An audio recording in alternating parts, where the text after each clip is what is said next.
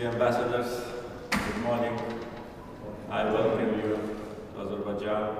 Very glad to see you. I hope that your activity as ambassadors to Azerbaijan will mark the new phase of development between Azerbaijan and countries you represent.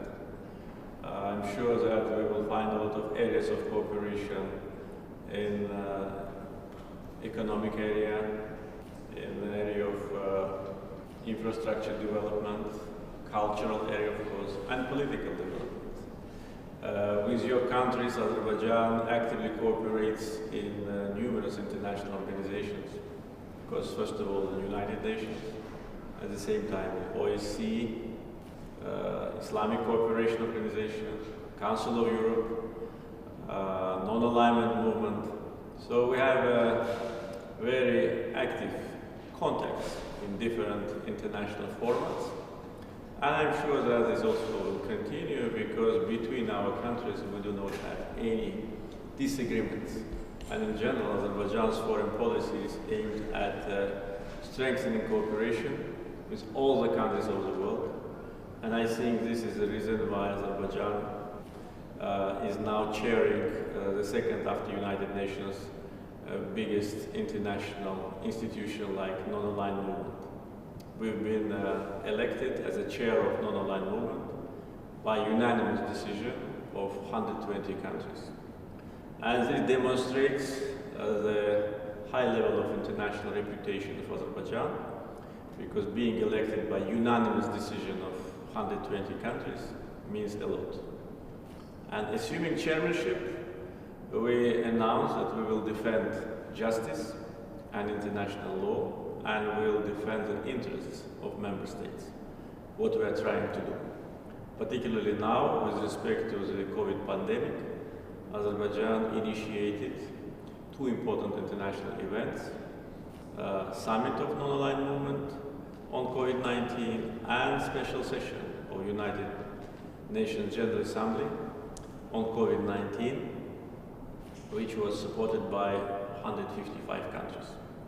And one of the main messages we deliver constantly is a fair distribution of vaccines, to avoid vaccine nationalism and to allow countries which do not have financial resources to get access to vaccines to be supported by donor organizations and rich countries. You start your activity in Azerbaijan in a very important time for us. It's a new time for the region, new time for Azerbaijan, a new stage of development of Azerbaijan and the region as a result of our victory in patriotic war last year, which put an end to long-lasting Armenian occupation of Azerbaijani territories. Despite decisions and resolutions of international organizations, Armenia did not comply with them and kept our lands under occupation for almost 30 years, brutally violated international law, brutally violated 4 United Nations Security Council resolutions which demanded complete and unconditional withdrawal of Armenian troops from our territories. For 27 years, these resolutions were on paper without any progress. So Azerbaijan implemented resolutions itself, restored its territorial integrity, and put an end to this injustice. Not only Security Council of United Nations, but also other international organizations like OSCE, Islamic Cooperation Organization, Council of Europe, and many others supported Azerbaijan's just position on the conflict with Armenia, and this created a very solid international foundation for settlement of this issue. So we acted in the framework of international law. We acted based on the UN Charter, which gives a right to all countries for self-defense, and that was exactly what we've done during the 44 days war. After the war, it's a new reality in the region, new situation, and Azerbaijan immediately started the process of reconstruction of the liberated territories. You will visit the liberated territories, you will see yourself the total devastation of our cities, villages, of our historical and religious sites. Vandalism and barbarism, these are maybe two words which can illustrate what Armenian state did on our lands during the years of occupation. We are now in front of the big challenge. We need to return internally displaced persons. We need to return hundreds of thousands of Azerbaijanis back, but it is not possible today because of landmines.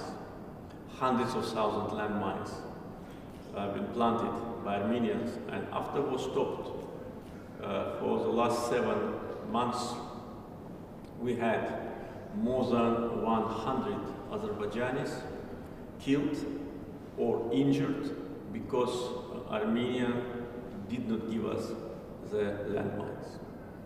Just recently, due to the active communication of international organizations, we are coming closer to getting some information about Armenian landmines. I hope to have good news soon, but I don't want to say something before we have these results. But Armenia has to give us all the landmines, all hundreds of thousands which they have planted. And if they do not do it, that will once again demonstrate the terrorist origin of this country. And after we clean the area, and in parallel with that, we will start reconstruction, rebuilding of our cities and villages. It's a big area, more than 10,000 square kilometers, which was liberated by our army and which was liberated as a result of November 10th last year, joint declaration of the presidents of Azerbaijan, Russia and Prime Minister of Armenia, which put an end to Nagorno-Karabakh conflict.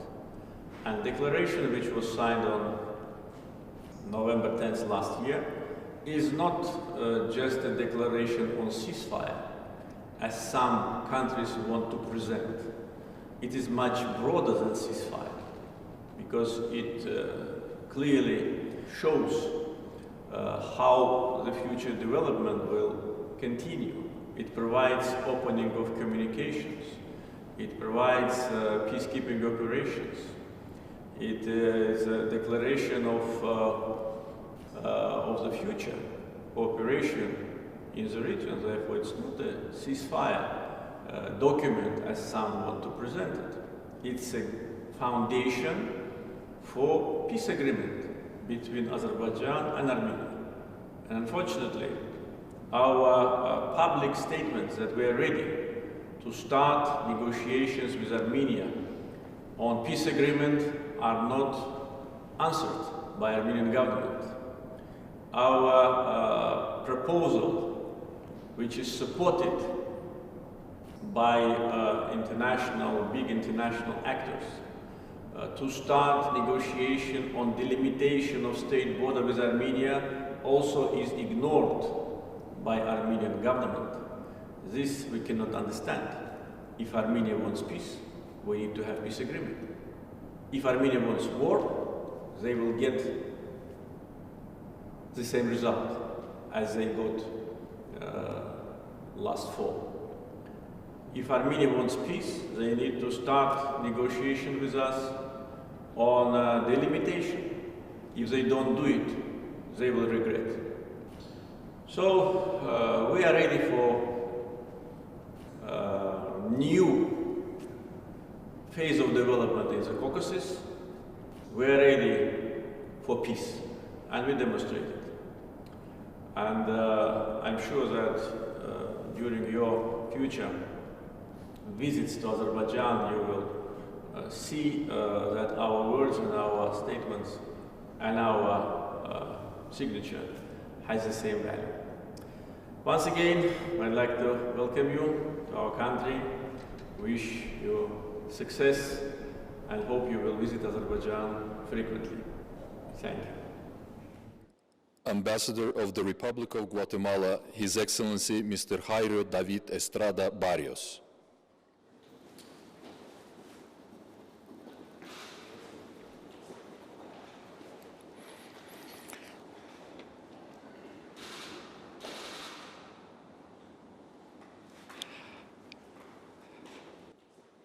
The Ambassador of the Republic of Ireland, Her Excellency Mrs. Sonia McGuinness.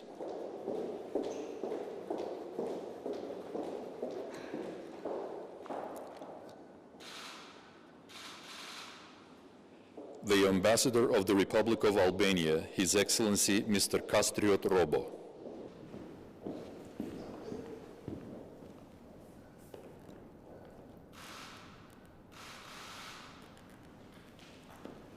The Ambassador of the Kingdom of Norway, His Excellency Mr. Erling Skjonsberg.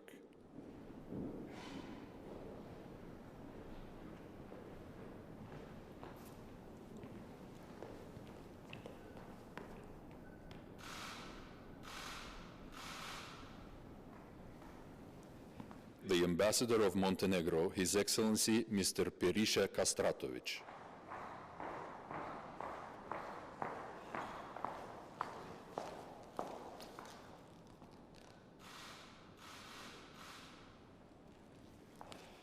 The Ambassador of the Republic of Estonia, Her Excellency Mrs. Anneli Kolk.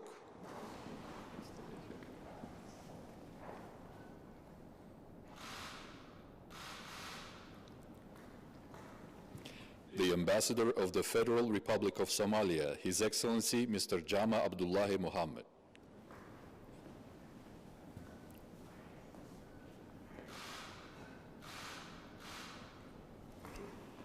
The Ambassador of New Zealand, Her Excellency Mrs. Wendy Jane Hinton.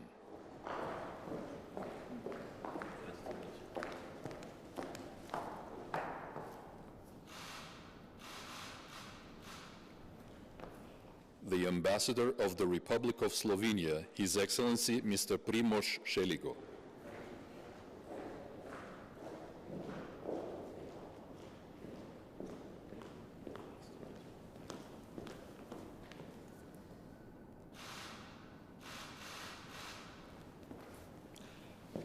And the Ambassador of the Kingdom of Denmark, His Excellency Mr. Danny Anand.